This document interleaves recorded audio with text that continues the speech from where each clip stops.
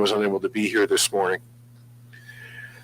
On February 28th, 2004, shortly after midnight, residents on Yates Street reported hearing a loud noise, then noticed the house at 17 Yates Street was on fire. There were several children inside the home at the time, including 8-year-old Savannah, her 3-year-old sister Alex, and the babysitter's 11-year-old son.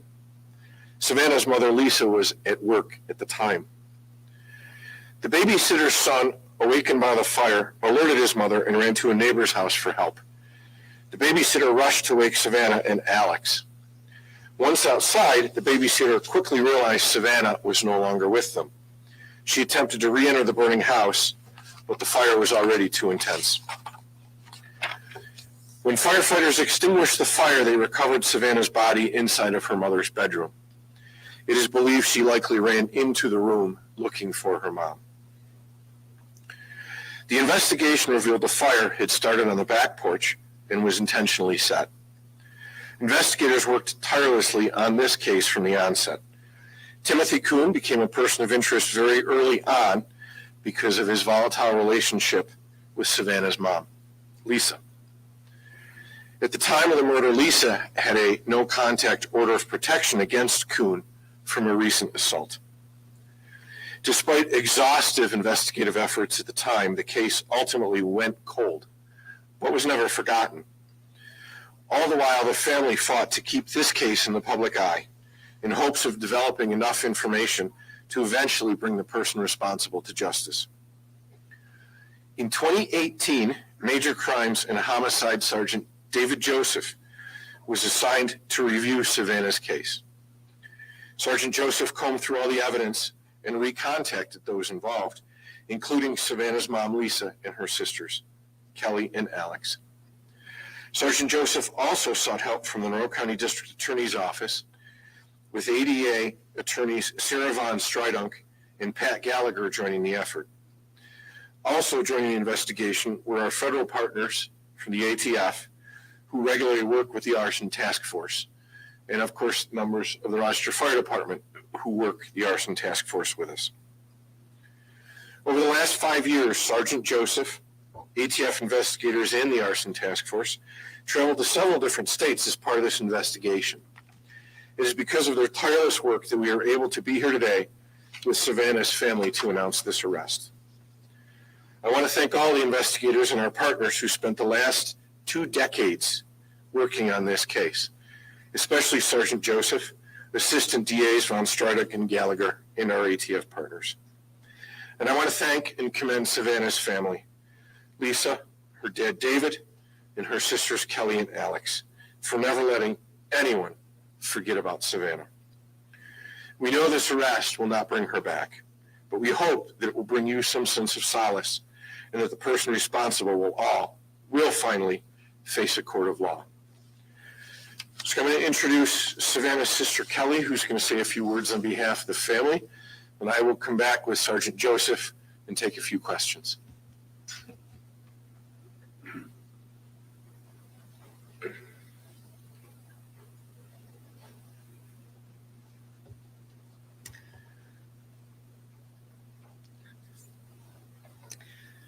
We're just happy an arrest has finally been made.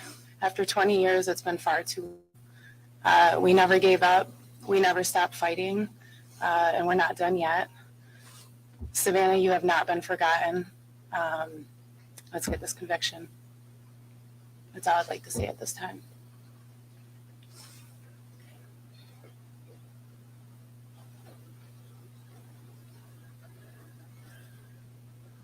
I'd like to introduce Sergeant David Joseph from the Crimes Unit, and he'll field a few questions.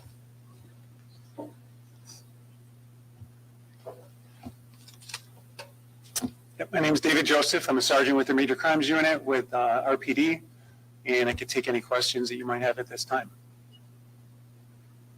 What was it that clenched the investigation now? It was a combination of different things over the past years, definitely more recently than when this all occurred.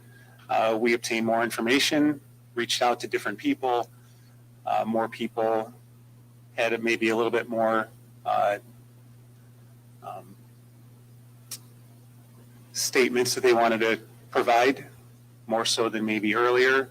And it was just a opportunity to reach out. It gets challenging after so many years to find what you need to go forward with a case. It's difficult enough when things happen more recently, but when it's a cold case like this and you get more information, you have to kind of reach out to others and kind of put the puzzle together.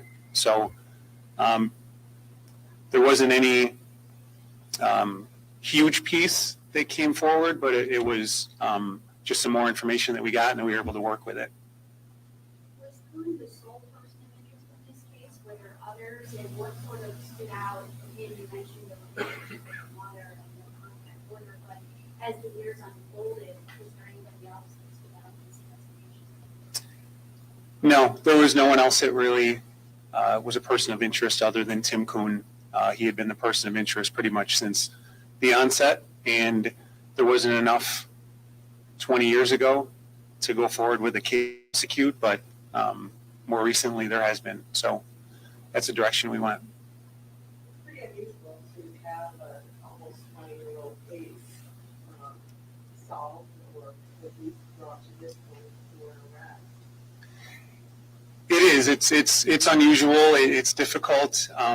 I can't thank enough the Strieber family. I mean, this today is about Savannah. I can't say enough about Kelly, who, although very frustrated, we've talked, we've met many times over the last 5 years. Extremely understanding, patient, kind, gracious, never upset, never. I know she was inside, but never towards law enforcement. And I can't say enough about her. She's the ultimate big sister. I mean, she's kept Savannah's spirit alive, never gave up. I would get tied up with other cases, and Kelly would reach out, probably more than I reached out to her, but we would always contact, get back to each other and talk about the case and maybe what steps we had to go forward. And I can't say enough about Lisa and Alex and David, and just an incredible family for dealing with the loss those years ago, and then being so patient. And like I said, it was motivating to just deal with a family like that over these years, to try to find justice for them and for Savannah. Right. People were around, the community, remember, says it was so significant, when you lose a child in this community like that. I know that the family, we've already spoken, but I don't know if there's anything you want to add to what the community was out there kind of praying for you and Family made their statement, that's all we're going to provide the family. I think that we're good with questions. Appreciate it. Thank you. You guys very much. Thank you, everyone.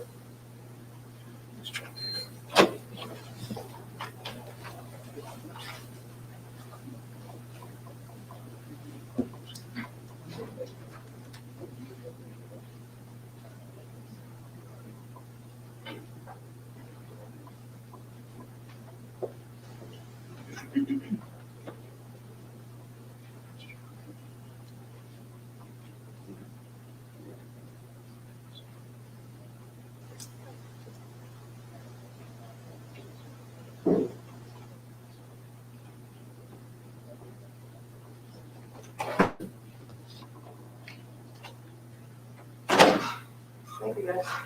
thank you. Streaming.